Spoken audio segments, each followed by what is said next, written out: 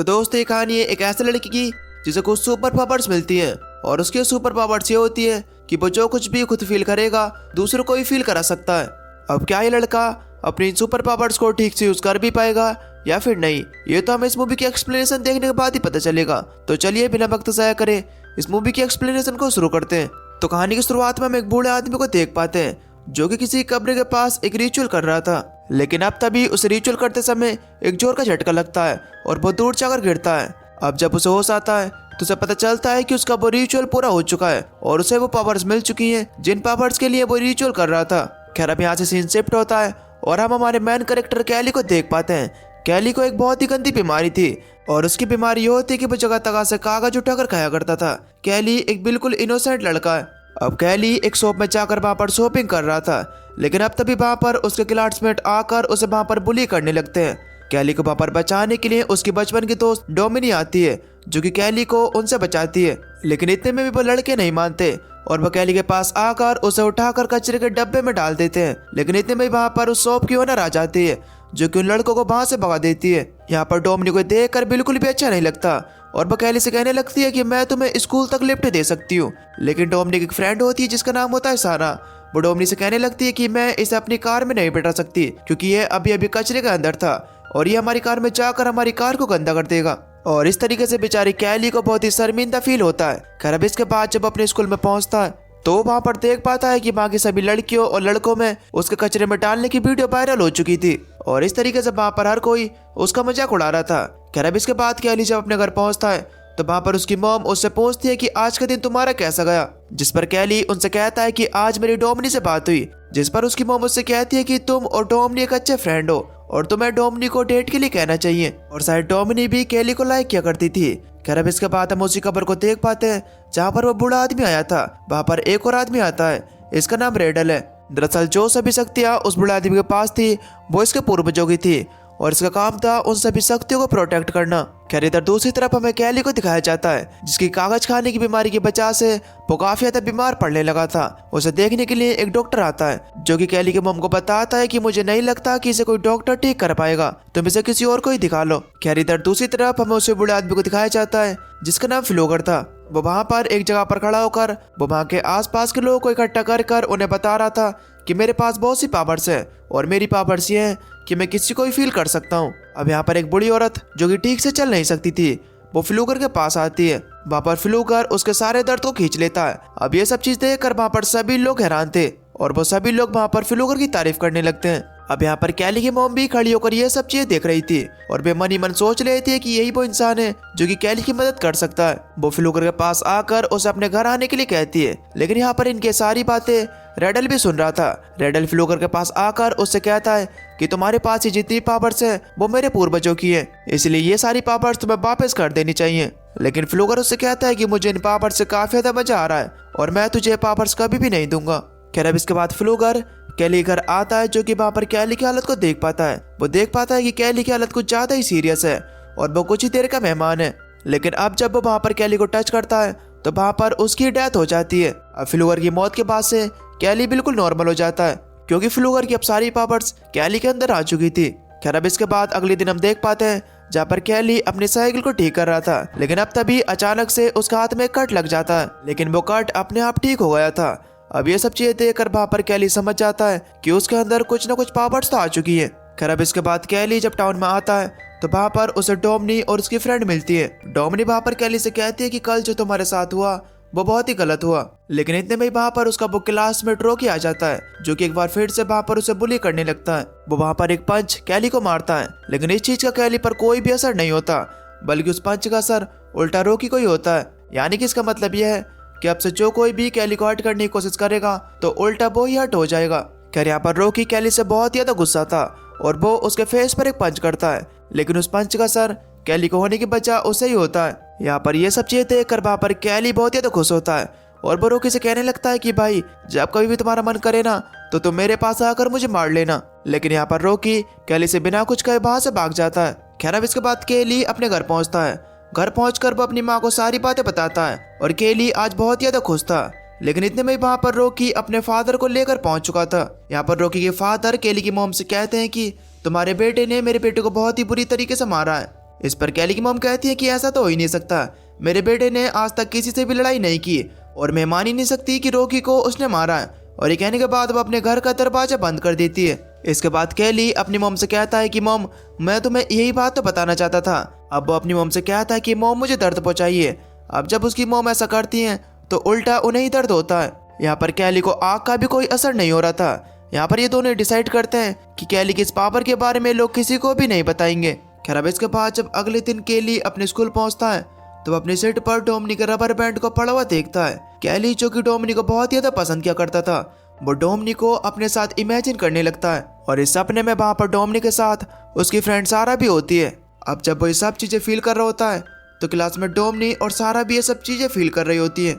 यहाँ पर ये सब क्या हो रहा है ये दोनों बिल्कुल भी समझ नहीं पाती, लेकिन कैली अपने आप को कंट्रोल नहीं कर पाता और वो वहां से उठकर भाग जाता है। खैर अब रात के टाइम में सभी स्टूडेंट पार्टी कर रहे होते हैं। अब तभी उस बुली गैंग में से एक लड़का आकर वहां पर डोमिनी को उठाने लगता है।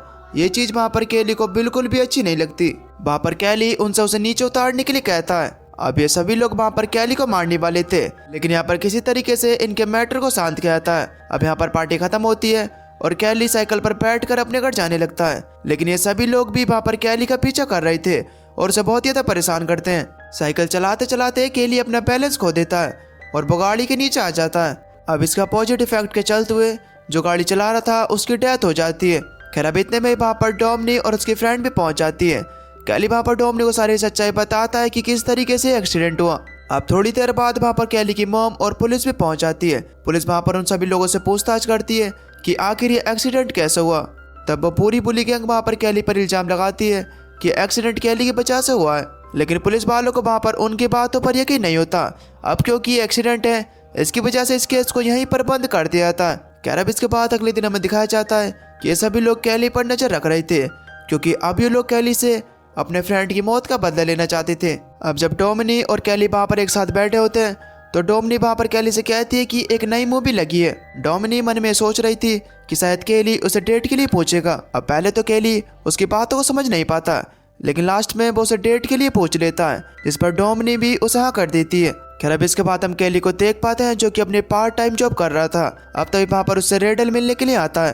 वो वहां पर कैली से पूछता है कि क्या तुम फ्लोगर को जानते हो, जिस पर कैली उसे सारी बातें बता देता है। अब इस चीज से वहां पर रिडल समझ चुका था कि कैली को सारी पावर्स मिल चुकी है। अब जब रात में कैली अपने घर पहुंचता है तो उसकी मॉम के सर में बहुत ज्यादा दर्द हो रहा था। इसकी वजह से कैली उनकी दवाई लेने के लिए अपनी गाड़ी में बैठकर निकल जाता है, लेकिन बाहर बुली गैंग के वो लड़के कैली के घर पर नजर रखे हुए थे। उन्हें ऐसा लगता है कि गाड़ी में बैठकर कैली की माँ बाहर गई है और कैली अंदर है। तब वहां पर कैली को मारने के लिए उसके घर के ट्रेलर को अपनी गाड़ी से बांध देते हैं, जिससे कि उसके घर का ट्रेलर नीचे गिर जाता है। अब ट्रेलर नीचे गिरने की वजह से वहां पर गैस भी लीक होने लगता है।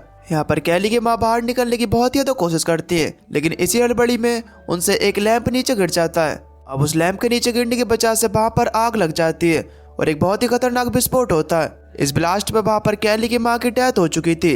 अब जब तक वहां पर कैली पहुंचता तब तक बहुत ज्यादा देर हो चुकी थी। अब इसके बाद हमें अगले सीन में कैली की माँ का फ्यूनरल दिखाया जाता है।